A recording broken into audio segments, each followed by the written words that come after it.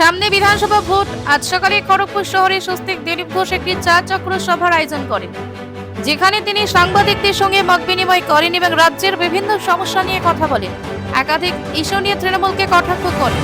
Bureau report, বাংলার কণ্ঠ।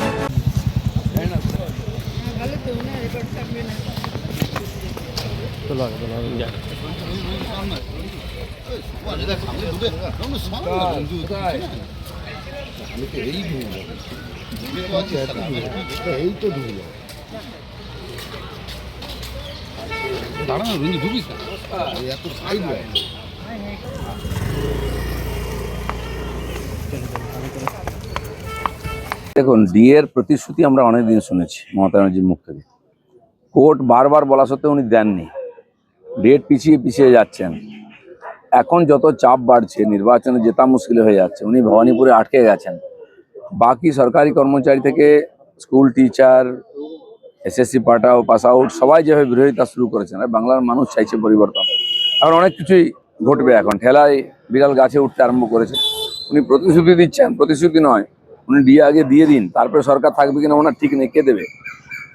দ্বিতীয় সাপ্লিমেন্টারি লিস্ট প্রকাশ মানে ভোটের আগেই নিষ্পত্তি করতে কি পরপর লিস্ট প্রকাশ নাকি ধাপে ধাপে প্রকাশ করলে উত্তেজনা? দেখুন, নির্বাচন কমিশন কাজ করছে, আদালত পুরোটা দেখছে। আমরাও চাই যে প্রত্যেকটি জেনুইন ভোটারের নাম যেন লিস্টে এসে যায় ভোটের আগে, তারা যেন ভোট দিতে পারেন। সেই উদ্দেশ্যে পদক্ষেপ চলছে। অপেক্ষা করুন।